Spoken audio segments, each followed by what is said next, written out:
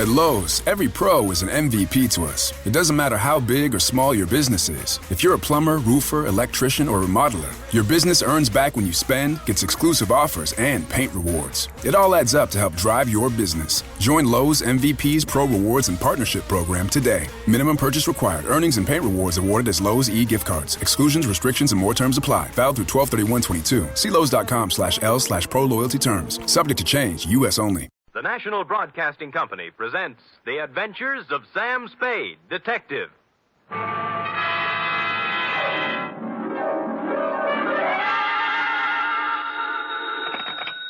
Spade Detective Agency? Me, sweetheart. Oh, you. What's the matter now? Oh, nothing.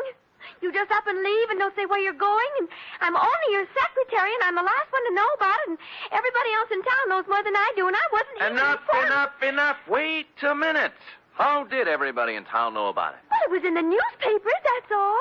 In the society column, no less. Really? Well, imagine that. Florabelle Frolics column. Florabelle. Mr. Spade, the notorious private detective, is vacationing at Westover as a guest of a promising young architect, Garrett Welch. Notorious yet. Well, at least they spell my name right. I suppose you had a great time. Well, it was exciting. What did you do? Just talked over old times, F. Did a little hunting, little shooting. Did you bag anything? F, what's your language? Sam. I see you're shocked. Well, so was I. However, if you have nothing to do, hang around the office, and I will be down with several pages from my diary telling about the whole affair. I've titled them The Civic Pride Caper.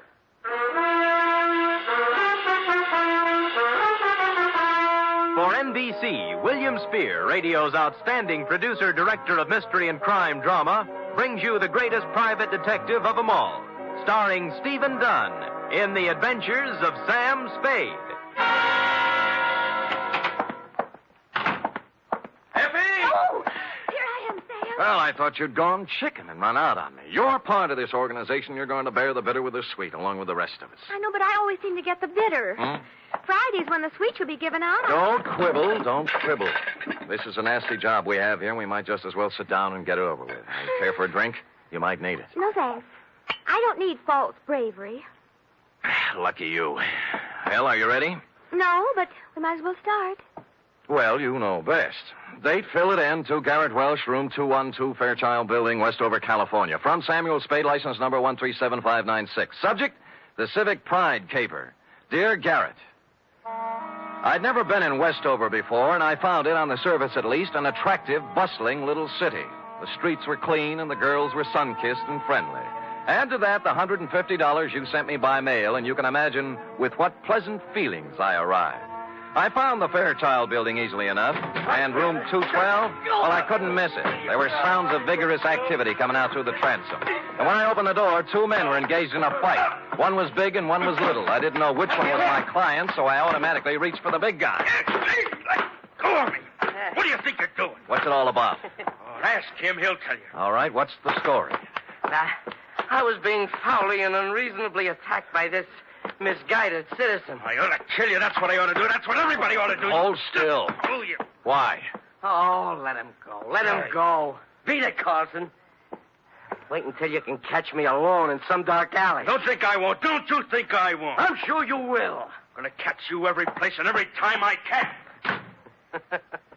Well, I take it your name is Garrett Welch. It is. And I want to thank you, friend. Nothing. You rescued me from a rather unhappy breeding. And your mouth is kind of cut up. Huh? Oh, there's nothing I can't take care of. Drink? Never touch it. Oh. You... You might have noticed I've already had a few drinks today. Well, it helps me forget. And it also keeps me from thinking. There you are. No, thanks. My name is Spade. Why did you send for me? Bodyguard? No.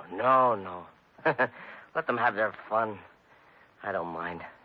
Maybe I even deserve it. Look, you're paying for my time. Why don't we get with it, huh? Oh, sure. Why not? Good. Come over here to the window. There. Look out there. Where? The far corner. Oh, you mean that building? Pile of rubbish is a better description. Well, what happened? Fire? No. It just collapsed one night. Last week. Oh. There were more than 3,000 people in it at the time. 5 of them were killed. I don't know how many injured. Well, that's too bad. How did it happen? It just collapsed. Another drink? No, thanks. Pardon me? It was a municipal auditorium built to honor the war dead. It cost over $1 million.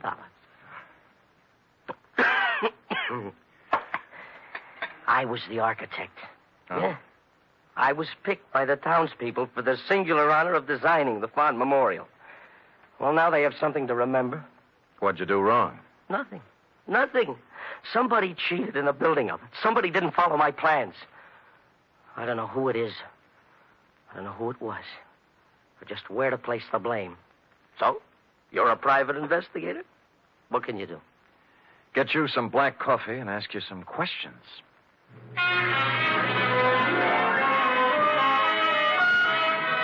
He gave me a list of everybody in town who had something to do with the building. First off, I called on a man named Howard Kessley, whose construction company had the contract for erecting the auditorium.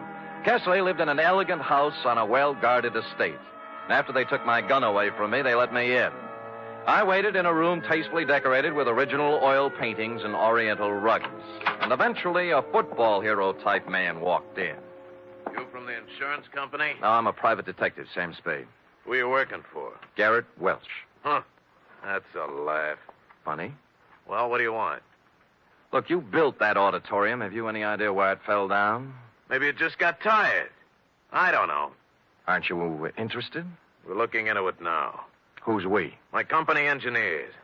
That Garrett Welch. An architect. We should have had somebody who knew what he was doing. Do you have any copies of the building specifications that I might look at? Sure, I got nothing to hide. You can go back and tell Garrett Welch that the best thing he can do is get out of town. Or somebody tries to knock him off and succeed. Here. There's a copy of the plans. Look at it all you want. You'll find I did what I was supposed to do. I got my gun back from the guards and left with the building specifications tucked under my arm. They didn't mean a thing to me, of course. I'd only asked for them to see whether he'd refuse to show them. But out of curiosity, I unrolled them just for a look before dumping them into the ash can. And I noticed something. The last page was signed and approved by the city building inspector, a man named Albert Mitchell.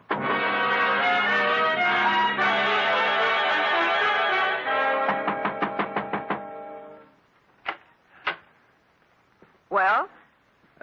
Well, I don't usually receive callers at this hour, but you're a little better looking than the ordinary caller. Come in. She was slim and auburn-haired and wore an insolent smile that was interesting, and a clinging silk thing that was interesting. She looked me up and down, and she took so long at it. Okay, what is it? Magazines? The gas meter? Or did you just lose your way? I'd like to talk to Albert Mitchell. Oh, he's a dull conversationalist. You wouldn't have any fun. Well, I wasn't exactly looking for laughs, Mrs. You are Mrs. Mitchell? More or less. Right now, less.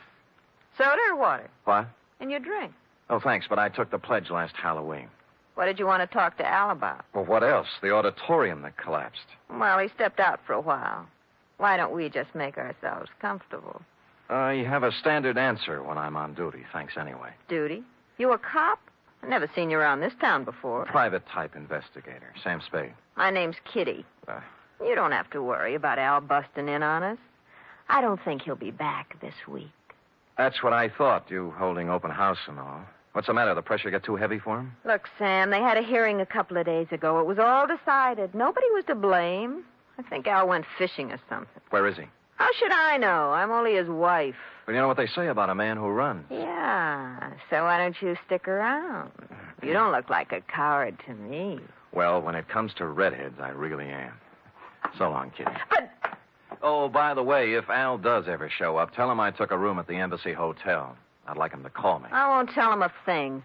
Come back here, you coward. Hey, Sam!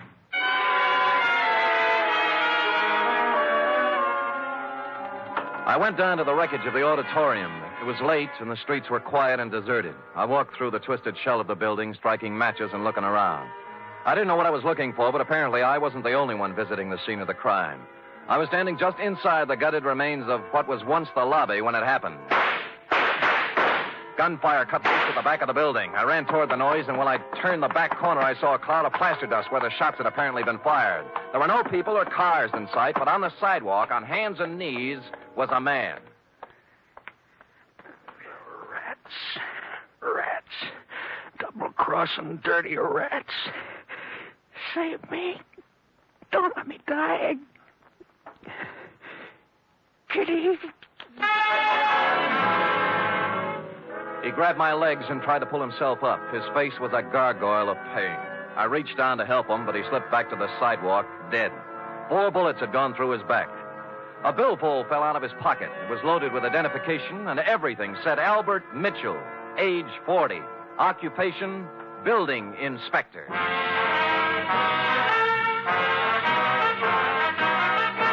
You are listening to the weekly adventure of radio's most famous detective, Sam Spade.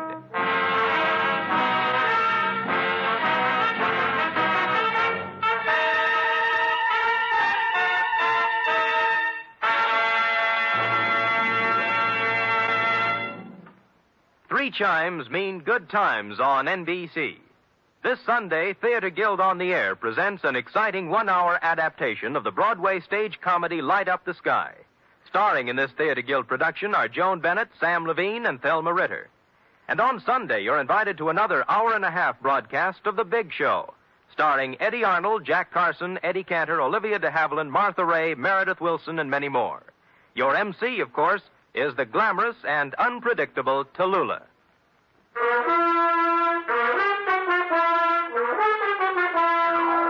And now back to the Civic Pride caper, tonight's adventure with Sam Spade.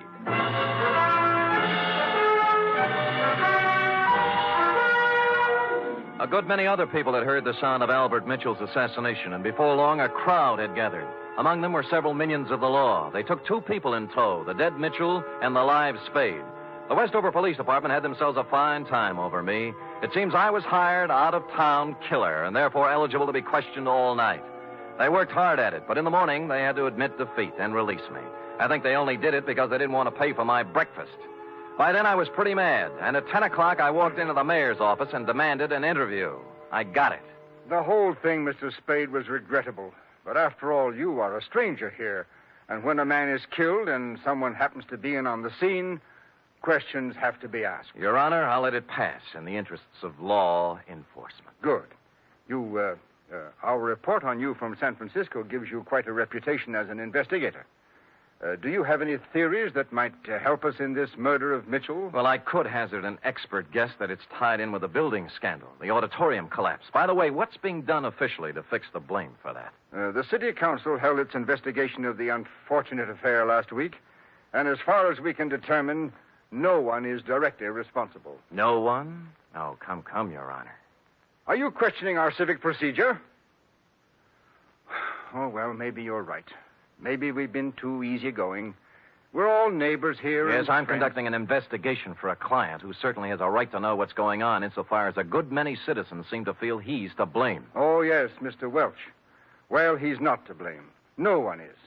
You must pardon my abruptness, Mr. Spade, but the events of the past week have been a little more... Yes, I know. Tell me, Albert Mitchell, as building inspector, must have approved the building of the auditorium. Now, was he a reliable man? Yes. Wait a minute. You don't think... I think he was killed by somebody who wanted him to keep his mouth shut. Now, what about the contractor, Howard Kessley? Kessley? Born here. Brought up here. He's built about 1/3 of the structures in Westover. Uh-huh. Every one of them, except the auditorium, is standing today. No, I don't think you can build up a case... I'm just examining the possibilities, Your Honor. You have to begin with the people who had something to gain from this thing. Where there's graft, there might be murder. Where are the purchase orders for the materials used in this building? That was the first question I asked. I was told they were destroyed with all the other useless paperwork that accumulated from the construction job. Oh, great. That certainly makes it convenient for somebody. Mr. Spade, I don't wish to, and I can't believe, as you apparently do, that this town's population is crooked and rotten. So if I come across any information that will help clear the good name of Garrett Welch, you can be sure that I'll be happy to bring it to your attention. Until then, I bid you good day, sir. I could understand Mayor Sullivan's desire to protect the fair name of his city, but I had to take a meaner view of at least one Westover citizen. I found out where Albert Mitchell did his banking, and misrepresenting myself as a collection agent, pried into his holdings. Let me see now, Mr. Humboldt. I really shouldn't give out this kind of information, but in your case, when you have a claim against the estate, I'd... Oh, yes, here it is.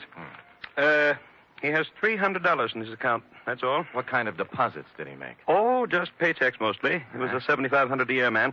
Every Friday he deposited $150. Any deposits larger at any time? Oh, yes. 4 deposits of $5,000 each in the past year. Well, what do you know? As I recall Mr. Mitchell saying there were payments from the estate he inherited. Yeah, thank you, Mr. Carter. You'll hear from my company soon, I'm sure. Yes. Oh, what was the name of your company again, for my records? Amalgamated Whistle. Oh, yes. Preferred. Oh, yes, of course. That inheritance gag was right out of the Kefauver investigation. An inheritance is paid in a lump sum, practically never in 4 payments of $5,000 each. I didn't know whether Mrs. Mitchell was receiving, but I decided to find out. When I knocked at her door, all was quiet inside, but a second after my knock, there was a burst of sorrow. When she came to the door, there were 2 rather impossible-sized tears flowing down her face. For widow's weed, she wore a black dress, tight, satin, and low cut. Oh, Mr. Spade, I'm in no mood for talking now. Oh, just for a moment. May I come in? I guess so. I'm really kind of alone and lost. What is it you want? I must apologize for intruding on your bereavement, Mrs. Mitchell. I'm not usually as callous. Oh, that's all right. But I'm not sure I can help you any. I'm so broken up. What is it, camphor? What? Whatever you used to make those tears. All right, so I can't really cry. I never have, but it's expected of me. Yeah, all right. In that case, I sympathize with you. What do you want? Kitty, your dear departed husband made $7,500 a year and deposited $20,000 in 8 months. Now, what about it? I don't know anything about his money. All I know is that the bank told me he had only $300 left. What'd he do with it? He spent it on other women. Oh, I see. So the artificial tears do make sense, I guess. No, you don't understand.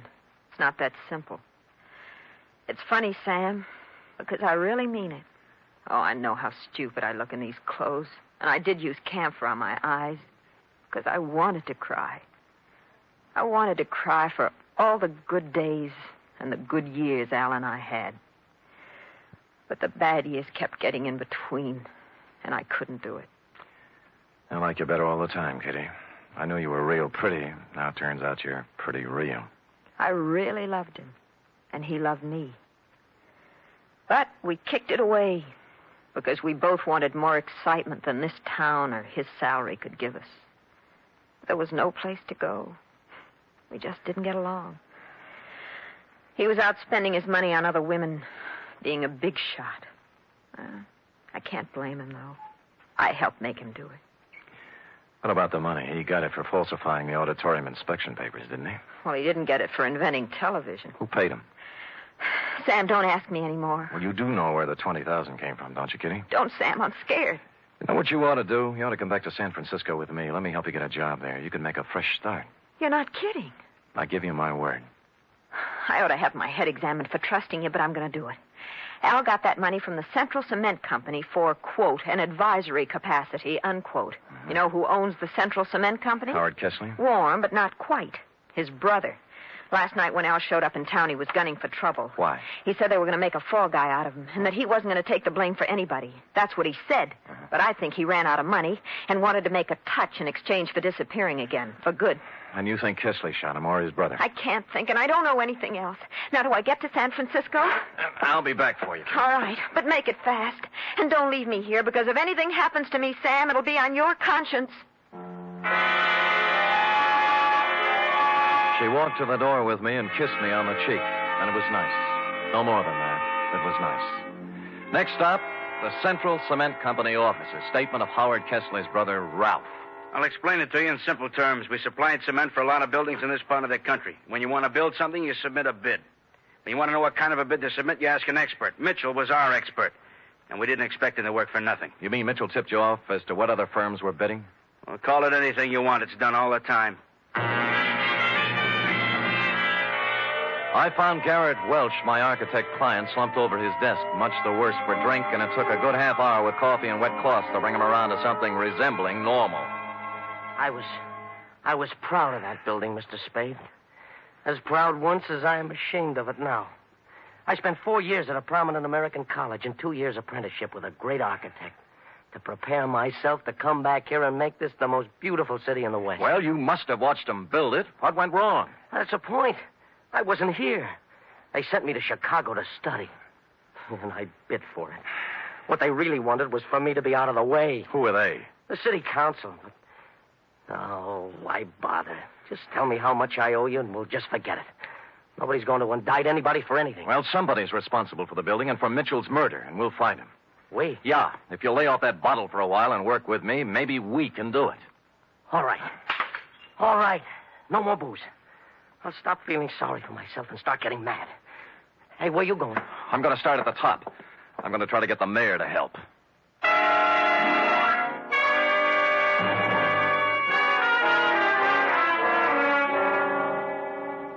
You say you've turned up something, Mr. Spade? A lot of something, Your Honor. I ferreted out copies of the purchase orders for the materials used in that building. They were generally inferior and below the quality required by sound engineering and the law. Oh, you can't mean it. I do. You can inform your district attorney that in a matter of 2 or 3 days, I will move for an indictment of several people in this community for gross criminal negligence.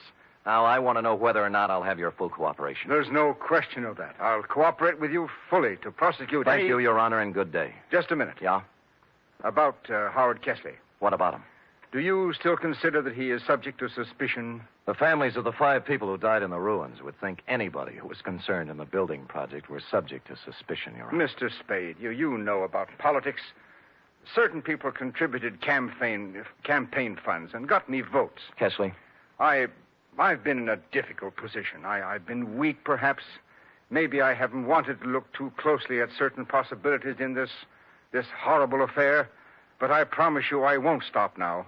It doesn't matter what happens. My first duty is to the citizens of this town. Well said, Your Honor. Just tell the same thing to the other members of the city council.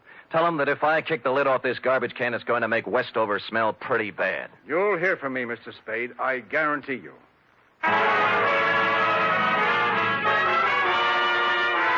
In the course of the next 2 hours, I told the same story to the newspaper, the police, a couple of soda jerks, a waitress, and almost anybody else who would listen. And before the day was out, the results started coming in. Garrett Welch's office and my room at the Embassy Hotel were both ransacked. Somebody started shadowing me, and I had a mysterious phone call offering me money to get out of town. I refused and hung up. During that day, I stayed mostly out in the open, in conspicuous parts of town. But when night fell, I knew I'd need to watch my step. Garrett Welch and I holed up in his office with the door locked and my gun out on the desk. Around 11, we got a little action. Well, speaking. Yeah? Yeah, okay. It's for you, Spade.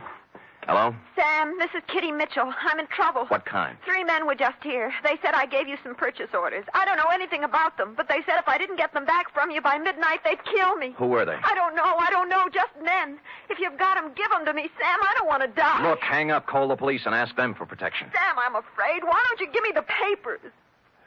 Get in a taxi cab and come up to Garrett Welch's office. We'll talk it over. I'm afraid to do that. Well, you'll have to. I can't leave here. I'm waiting for somebody. Who?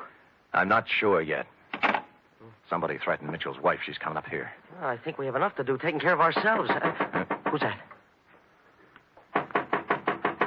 Go on, you answer it. Then step to one side. I'll keep you covered. Okay. Don't make one wrong move. I'm not going to, Spade. I came here to talk. Kesley? Yes. Who's with you, Kesley? Nobody. I'm alone and unarmed. Come in. I'm watching you from behind, Kesley. I know it. I just came to talk. All right, talk. Spade, you allegedly have information as to why the auditorium collapsed, killing 5 people. Suppose I do. Well, I came to make a deal with you. We're not making deals. I think you'll like this one. I'll give you all the positive information you want for one thing. Namely? A 48-hour head start out of town. Why should we give you that? Because nobody, least of all myself, thought the building would collapse. It's true I used inferior materials, but I had to. What does that mean? There's a man in this town.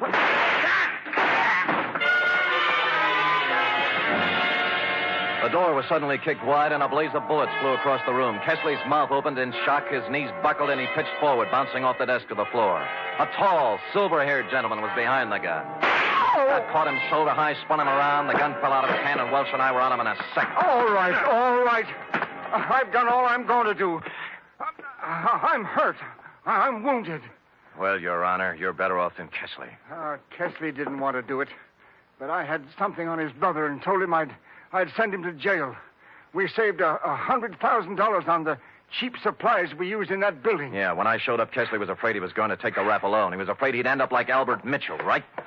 Yes. I killed Mitchell.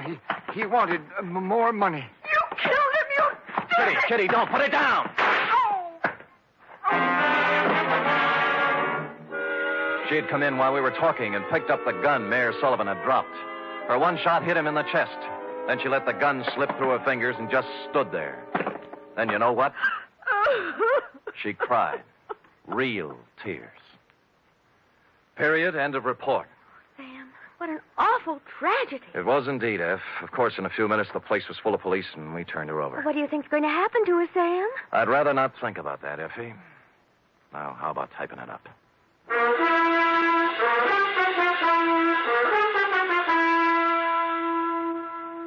Three chimes mean good times on NBC. There's fun this Sunday with two of your favorite families, the Blandings and the Harrises. Mr. and Mrs. Blanding stars Cary Grant and Betsy Drake in the title roles as the owners of the famous Dream House. And the Phil Harris-Alice Faye Show brings you Phil and Alice with more of their merry antics, plus Frankie Remley, Brother William, and the entire cast. You're invited this Sunday.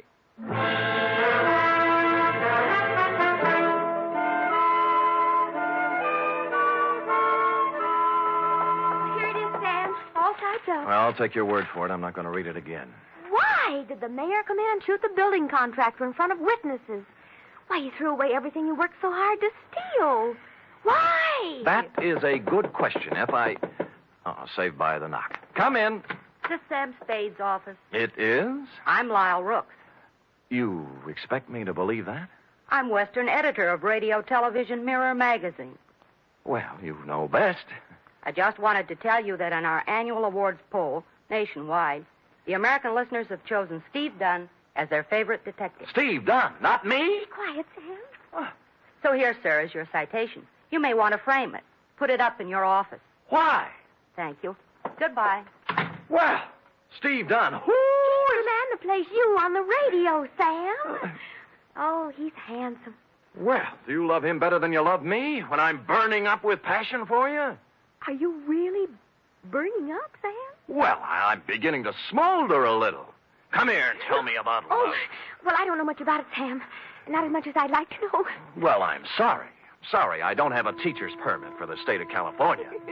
Good night, Sam. Good night, sweetheart.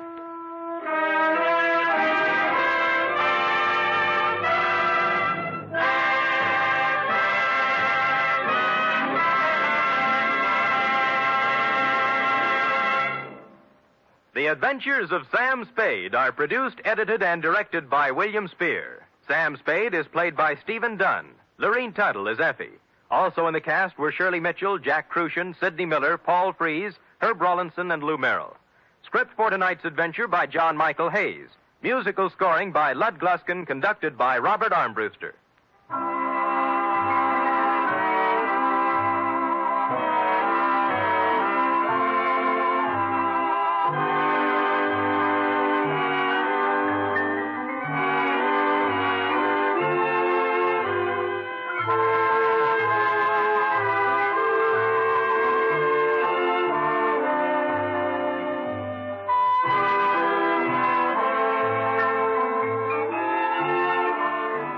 Join us again next week, same time, for another adventure with Sam Spade. Tomorrow, enjoy the exciting Man Called X on NBC.